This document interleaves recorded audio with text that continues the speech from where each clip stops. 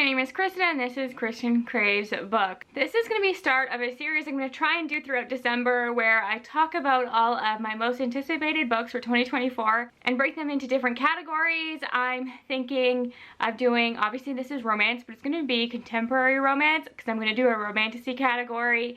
I think I might do horror, some YA stuff, and then just overall everything, like my top list, my top 10 or something. I'm not going to include any books that come out in January in any of these lists because I'm going to do a separate video for January just like I treat every month. I'm just so excited to talk about new releases. I love researching these videos and getting excited for what's to come. I really do think that 2024 might be a strong year for new releases. Looking back on 2023, it was kind of a mixed bag, but there are a lot that I am thrilled about coming out in 2024. So today we're just going to focus on contemporary romances. These are all traditionally published, and the reason for that is that it's difficult to find self-published books this far ahead. A lot of authors announce them like weeks before they come out, so it's hard to know what's coming out months and months ahead of time. But in future videos, when I do my monthly ones, hopefully I will start to include some more indie romances in those lists. And if you see a cattail, I'm sorry about that. She's trying to get my attention so badly. She's always very confused about who I'm talking to when I talk to you guys, so she's just sitting here being my audience member. So we will dive into this. Again, not January, so we're going to start with February. February 6th, we're starting off really strong. It's up there for my most anticipated releases, not just in romance, in the year in general. And this is a love song for Ricki Wilde by Tia Williams. Tia Williams wrote 7 Days in June, which I finally read and loved and deserves all the hype, and I'm excited to read something else from her. And from the reviews that I've seen, I think this is set in the same universe as that book because there is a cameo of the two characters from 7 Days in June. And something I've realized I love in romances is when the characters have some kind of passion. So Ricki in this case is really passionate about art. She comes from a family dynasty. They're very wealthy, but she feels like she doesn't fit in and she's not interested in the family business. She is given an opportunity to move to a brownstone in Harlem, and she jumps on that chance to explore her art. She wants to open a flower shop, and that is where she meets a handsome and mysterious stranger, and he kind of changes the course of her life. And I heard that there are some historical elements in this as well. We're getting flashbacks or a historical look at the Harlem Renaissance, and I know that that's really important to the hero's storyline, so I'm excited about that, and I just have a feeling that this is going to be really beautiful. Then on February 13th, so just in time for Valentine's Day, we have a book that I have an e-arc of and I have started, but then the Reindeer Readathon started and I just couldn't fit it onto my TBR, but I was enjoying it, so I hope to finish that in January or the beginning of February before it comes out. And that is called How to Get the Girl by Anita Kelly, who is an audible author for me. They wrote Love and Other Disasters and Something Wild and Beautiful, which has quickly become one of my favorite romances of all time, so I'm excited to have something new from them. And this follows two women. One is a basketball coach who has a new player on her team that is a bit of a troublemaker and a hard nut to crack, but she always connects with those kind of children, so she has a soft spot for her, and she meets this girl's guardian who happens to be an ex-WNBA player who was injured but was really famous, and they have an instant attraction to each other because I got to that part, and their chemistry is real. And through a series of events, the ex-WNBA player becomes the assistant coach to the team because she wants to bond with Vanessa, who is a child that she's now the guardian of, and she's looking for some inspiration because she's kind of been out of it since her injury and trying to find her place in the world again, and obviously they have a romance. So that sounds like a good time. I already know I like Anita Kelly. And this is the first book in a trend that I noticed when putting this list together, that a lot of these are sports romances, which makes a lot of sense because sports romances are really having a moment right now, and I'm excited for a lot of these. Christina Forest is another author I really want to try, and she's a new one coming out on February 27th, and this is called The Partner Plot. And I don't always love books or movies even where the characters wake up and they're in Vegas and they're married, but I'm open to giving this one a try. We are following a celebrity stylist who is going through a very public breakup, and she goes to Vegas and she runs into her ex-boyfriend, her college boyfriend, and he is a high school basketball coach. Apparently that is also a theme in these books coming out next year, but I love it. And they have a night together in Vegas, and they wake up in the morning and realize that they got married, and for some reason their marriage would help both of their careers. I'm not sure how, but I'm interested to find out. and obviously sparks fly and everything, but they live very different lives. She's obviously a celebrity stylist. He stayed in their hometown and he's a basketball coach, so how could their lives coexist? Interested to find out. Moving on to March 1st, we have The Boyfriend subscription by Stephen Salvatore, and this is being described as an LGBTQIA+ pretty woman, which is all I really needed to hear. I don't think I've ever read a Pretty Woman retelling or something inspired by that movie, so I am intrigued. And it's following two male characters. One is going through a divorce and he's just lost his retail plant business, so obviously I'm already gonna love him. He had a plant store, which I just think is fun. And obviously he wants to drown his sorrows, so he ends up in a dive bar, and that is where he meets, I believe his name is Cole, who is an entrepreneur, and he has created an app called Versatile, which allows consumers and sex workers to form real bonds. And he needs to have a fake boyfriend so he could show that he has a more traditional lifestyle for a potential investor. So he makes a deal with their other character that they just have to pretend to be together for a week, and then he will pay him enough to keep his business open and get back on his feet. And obviously they're gonna fall in love, even though they're very, very different. And it just looks like it's gonna be kind of spicy, and I love a good opposite attract kind of romance, especially if one of the characters is more wholesome and has like a plant business. I am into that, so that's definitely high on my list. Next we have Maya's Laws of Love by Alina Khawaja, and this is following a woman who is unlucky in love, and she decides to travel to Pakistan for an arranged marriage to a really handsome doctor, and she believes that this is the perfect setup where marriage will come first and eventually they will fall in love. But her journey to Pakistan is wrought with disaster. First of all, she's sitting beside a very cynical lawyer on the plane. A storm happens, they become stranded in Switzerland, and the two of them decide to be travel buddies to travel to their destination, and obviously sparks fly, and now she's falling in love finally, but at the worst time because she is supposed to be marrying someone else. And I don't think I said, but that comes out on March 26th. On April 2nd, we have a book that I should be really excited for, but now I'm a little bit nervous about, and that is Just for the Summer by Abby Jimenez. Abby Jimenez wrote my favorite romance of all time, Part of Your World. And she also wrote my most disappointing book of 2023, the sequel, Yours Truly.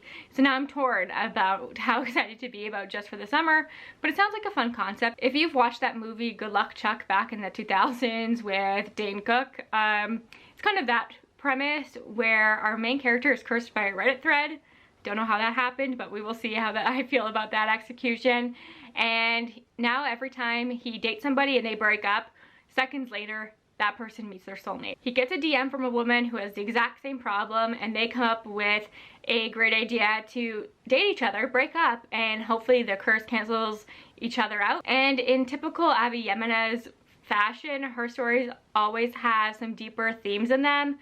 So in this case, our heroine has a toxic relationship with her mother, and her mother shows up in the story, and our hero has to take guardianship of his 3 siblings. So they're dealing with all those issues while also having this romance unfold. So we will see how it's done. I'm still optimistic that I will love it, and it's something completely separate from the Part of Your World series, so hopefully I end up loving it. I read my first Sarah Adams book this year, and I thought it was so much fun. I read When in Rome, and it really helped me get out of a reading slump, so now I associate her with those kind of books, so I'm excited for the Rule book. And this also comes out on April 2nd, and it's following a woman who is starting her career as a sports agent, and her first client is her ex-boyfriend, who she didn't really leave that situation in a healthy way. I think she broke his heart, and he is willing to take her on as his agent, but he's secretly looking for revenge, so he wants to make her life difficult in any way that he can, but she does not quit easily, and she kind of knows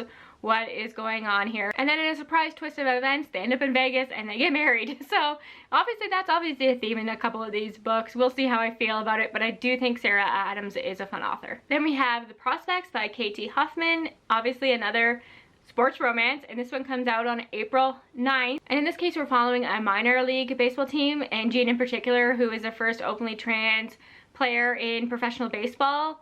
And one day his ex-teammate and current rival is traded to his team, and they just have terrible communication. They just cannot get along, but through forced proximity, they start to feel some chemistry and fall in love. So that's fun. I don't think I've ever read an astronaut romance, so this could be good. And it's The Kiss Countdown, and it comes out on April 9th. And I like the opening paragraph of the synopsis because it gives you a good idea of what to expect from this. It says, with 3 months until liftoff, a struggling event planner and a sinfully hot astronaut must decide if their fake relationship is worth a shot at happily ever after.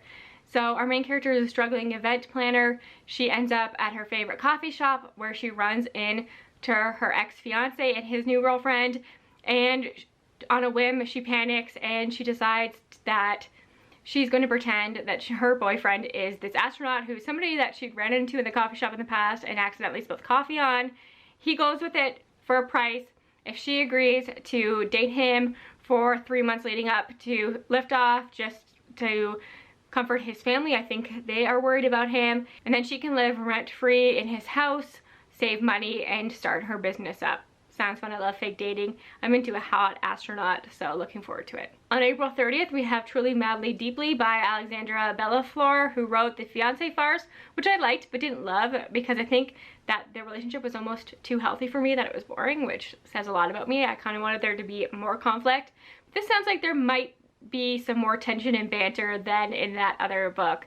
We're following a romance novelist and a cynical divorce lawyer who are asked to co-host a podcast where they give dating advice. And our heroine is the romance novelist, and she is going through a breakup and her parents are separated, so she's a bit cynical when it comes to romance now. But the divorce lawyer takes it to another level, and they really disagree on their thoughts of love and dating advice, to the point that she just leaves the podcast at one moment and walks away, and he ends up tracking her down and begging her to come back. And they fall in love. So that's fun. I love a good podcast. I think that the opposites attract, the enemies to lovers kind of thing will lead to some great banter. I just read a couple novellas from Jackie Lau, so I'm excited that we're actually getting a full-length novel from her that I'm dying to read, and that comes out on May 7th, and it's called Love, Lies, and Cherry Pies. And there's a cat on the cover, and there's food. So obviously I'm gonna love this. Our main character is the last single daughter in her family. Her mom's putting a lot of pressure on her, especially for her to end up with the son of a family friend. And she thinks, okay, I'm just gonna pretend, make an arrangement with this guy to pretend that we are together just to get my mom off my back. She thinks that he is super boring. He wears like Argyle sweaters and is an engineer, and she's just not into him at all. And they have to go on a few dates just so that the family believes that this is real. And somehow family friends keep interrupting their dates and making them go on more dates, so they have to keep going out, and sparks fly, and maybe he's not as boring as she initially thought. And I already know I like Jackie Lau's writing. I know that she can write great chemistry and memorable characters, so this looks fun. This next one that comes out on May 21st might be my top 5 of my most anticipated romances of next year. It just looks so good. It's called Second Night Stand, and this is by Karelia and Stetz-Waters. And this says that a burlesque performer and a professional ballerina fall in love while competing on a reality TV talent show. So both of our characters have their own reasons for wanting to compete in this talent show and win the prize money. Izzy is the burlesque performer, and she wants to renovate her theater, which is a safe space for queer performers. And Lillian is her ballerina, and she is the head ballerina at an all-black dance company, and they're struggling and it's gonna be shut down forever, so she needs to win for that reason. And I think these two hooked up before the show ever happened, hence Second Night Stand, because they hook up once again as their contestants on the show, but they don't want to be distracted. They need to win. They're competing against one another, and they have very important reasons for doing so, but they're so attracted to one another, and those complications make falling in love that much more difficult. I think this is going to be fantastic. I'm iffy about friends to lover stories. When they're done well, I can like them, but I know I like this author, so I'm open to trying it. And this is A Little Kissing Between Friends by Chencia H. Higgins. This comes out on May 28th. This author wrote Devon and Chris Plan a Wedding, which is one of my all-time favorite romances, and I've been waiting for them to write something new, so when I saw this, I was really excited. All I know is that one of the characters is a music producer, and she is used to having women flock to her, and she brings somebody home who ends up clashing with her best friend, and this opens her eyes that maybe there's something deeper with her best friend. Maybe her best friend was jealous, but her best friend's also her muse, and she doesn't want to hurt that relationship, but they're following for one another. Does make me a little nervous, as I said, with friends to lovers, but I'm open to trying it given who the author is. Another author I love is Farrah Rochon, and she's got a new book coming out on June 4th, and it's called Pardon My Frenchie because there's like a French bulldog on the cover. And she owns a dog grooming business called Buckingham Palace. Just how sweet. And that business is doing so well that she actually wants to expand, and the building that she's interested in was just bought by the grandson of one of her clients who she loves, but the grandson is more prickly and he's not a dog person. But when the grandmother has to go into care, he takes her dog in reluctantly and obviously boards the dog at our main character's dog boarding business, the Buckingham Palace. And they live stream at this place so that people can watch the dogs and stuff, which I know is something that does happen on TikTok and I think is kind of fun. And the her dog and his dog become famous because they have a little love story unfolding, and then the owners fall in love. I just think that sounds so sweet. Then Alicia Thompson has a new book coming out. I always love her covers, but this might be my favorite. It's called The Art of Catching Feelings, and this comes out on June 18th. Obviously another baseball romance happening here. And there are a lot of baseball puns and sport puns in the synopsis, so I'm gonna read it to you because it's just so funny and I can't explain it any better than this.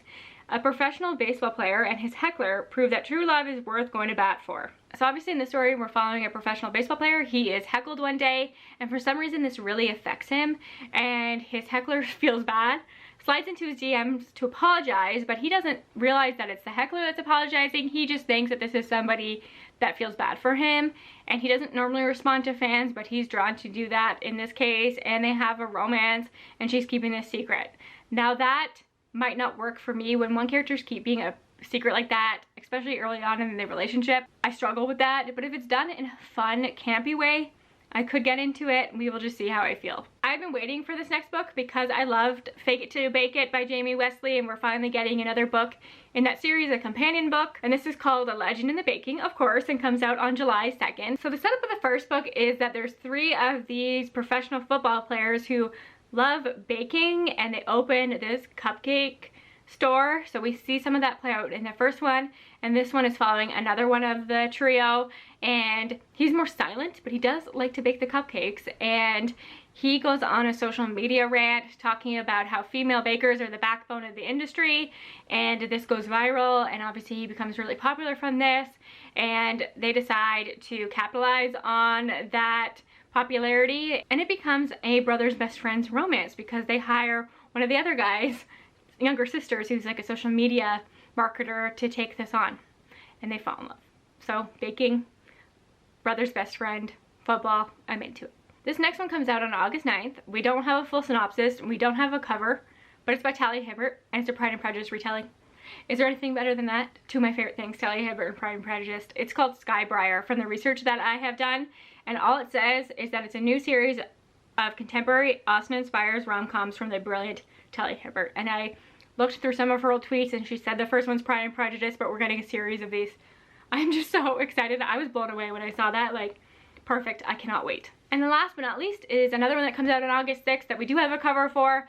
Now obviously this is not an extensive list. Not everything's been announced. I just haven't found everything, but these are the ones I'm really excited for. And this one is no exception. It's called A Second Tide's a Charm. How cute. I love a putty title. You know this about me. So our main character is a marine biologist, and I love that for her. And she's given an opportunity to spend the summer on a research boat researching sharks.